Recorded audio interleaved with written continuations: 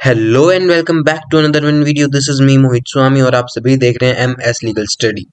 आज की इस वीडियो में हम जानेंगे भारतीय न्याय संहिता की डेफिनेशंस। पहली 13 डेफिनेशंस को हम हमारे पार्ट 1 में कर चुके हैं।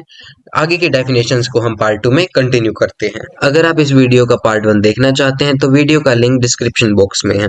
तो चलिए हम शुरू करते हैं। सेक्शन 2 का 14 इंजरी। इंजरी का मतलब है किसी को इलीगल तरीके से नुकसान पहुंचाना। ये नुकसान हो सकता है बॉडी को, माइंड को, रेपुटेशन को या फिर प्रॉपर्टी को। इन सिंपल अगर हम बात करें, कानून के खिलाफ किसी को नुकसान होता है तो उसे इंजरी कहते हैं। पहले हम इसे आईपीसी के सेक्शन 44 में पढ़ते थे। नेक्स्ट है सेक्शन 2 का 15 इलीगल। इलीगल मानी गैर कानूनी। इलीगल का मतलब है जो काम कानून मना करता है। इसमें दो चीजें आती हैं। फर्स्ट है गलत काम करना, जैसे चोरी करना, किसी के साथ मारपीट करना। दूसरा है जो काम करना जरूरी हो वो ना करना, जैसे रोड सेफ्टी के रूल्स को फॉलो करना। इन सिंपल अगर हम बात करें, जो काम लॉ के अगेंस्ट हो या लॉ के हिसाब से जो काम करना चाहिए वो ना करो, दोनों इलीगल हैं। इससे पहले हम आईपीसी के सेक्शन 43 में पढ़ते थे। नेक्स्ट है सेक्शन 2 का 16 जज, न्यायाधीश जिसे हम कहते हैं। जज वो होता है जो लॉ के अंडर लीगल केस का फैसला करता है। जज का डिसीजन सिविल या क्रिमिनल केस में होता है। अगर अपील ना हो या अपील के बाद भी कंफर्म हो जाए तो वो फाइनल डिसीजन माना जाता है। इन सिंपल जज वो अथॉरिटी है जो केस सुन के फाइनल फैसला देता है। तो इसमें एक इलिस्ट्रेशन दी गई है। इलिस्ट्रेशन में कहा गया है कि मैजिस्ट्रेट के पास पावर होती है फाइन लगाने या जेल भेजने की। नेक्स्ट है सेक्शन 2 का 17 जो कि लाइफ के साथ डील करता है। लाइफ का मतलब है इंसान की पूरी जिंदगी, जब तक कॉन्टेक्स्ट अलग ना बोले तब तक लाइफ का मतलब होता है नेचुरल लाइफ। लाइफ यानी आदमी की जिंदगी जब तक वो नेचुरली जिंदा रहे। लाइफ को पहले हम आईपीसी के सेक्शन 45 में रीड करते थे। नेक्स्ट है सेक्शन 2 का 18 जो कि लोकल लॉ के बारे में डील करता है। लोकल लॉ यानी स्थानीय कानून। लोकल लॉ वो कानून होता है जो सिर्फ इंडिया के किसी स्पेसिफिक एरिया में लागू होता है, पूरे इंडिया में नहीं, बस किसी पार्टिकुलर स्टेट या जगह में। जैसे राजस्थान में कोई लॉ लगता है या फिर कोई लॉ ओनली एप्लीकेबल है हरियाणा में, या फिर हरियाणा के किसी डिस्ट्रिक्ट में है जैसे हिसार में, रोहतक में, गुरुग्राम में। पहले हम लोकल लॉ को पढ़ते थे आईपीसी के सेक्शन 42 में। नेक्स्ट है सेक्शन 2 का 19 मैन, जिसे हम पुरुष कहते हैं। मैन का मतलब है मेल, ह्यूमन बीइंग, चाहे वो किसी भी एज का हो, बच्चा हो, अडल्ट हो, बूढ़ा हो, इसमें सब कवर होते हैं। मैन यानी हर एज का आदमी। पहले हम मैन को पढ़ते थे आईपीसी के सेक्शन 10 में। तो नेक्स्ट है सेक्शन 2 का 20 मंथ एंड ईयर। जब लॉ में मंथ या ईयर लिखा हो तो उसका मतलब होता है ग्रिगोरियन कैलेंडर के हिसाब से।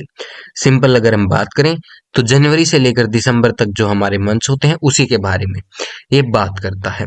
पहले हम इसे आईपीसी के सेक्शन 49 में रीड करते थे। नेक्स्ट है सेक्शन 2 का 21 मूवेबल प्रॉपर्टी। मूवेबल प्रॉपर्टी में वो सब आता है जो मूव हो सकता है, पर लैंड, जमीन और जो चीजें जमीन से परमानेंटली जुड़ी हो, जैसे बिल्डिंग, या फिर बिल्डिंग में कोई परमानेंटली चीज ऐड हो चुकी है, जैसे खिड़की लगी हुई है, बिल्डिंग में कोई गेट लगा हुआ है, जो मूवेबल नहीं है वो मूवेबल नहीं होती। लेकिन मूवेबल प्रॉपर्टी क्या होगी? जैसे कार, मोबाइल, कैश, गोल्ड, या फिर कोई छोटा मोटा फर्नीचर जैसे कि चेयर हो गई, सोफा हो गया, ये सब मतलब जो उठा कर ले जा सकते हैं वो मूवेबल प्रॉपर्टी है। मूवेबल प्रॉपर्टी को हम पहले आईपीसी के सेक्शन 22 में रीड करते थे। नेक्स्ट है सेक्शन 2 का 22 नंबर। जब लॉ में एक चीज लिखी हो यानी सिंगल चीज लिखी हो तो ज्यादा चीजें प्लूरल पर भी अप्लाई होती है, और जब प्लूरल लिखी हो तो सिंगुलर पर भी अप्लाई होती है। सिंपल वर्ड्स में एक का मतलब बहुत सारे भी हो सकता है और बहुत सारे का मतलब एक भी हो सकता है, जब तक कॉन्टेक्स्ट अलग ना बोले। पहले हम इसे आईपीसी के सेक्शन 9 में रीड कर लेते थे। तो नेक्स्ट है सेक्शन 2 का 23 ओथ। ओथ का मतलब है कसम या सोलमन एफर्मेशन। ये कसम कोर्ट के सामने या किसी पब्लिक सर्वेंट के सामने प्रूफ के पर्पज से ली जाती है।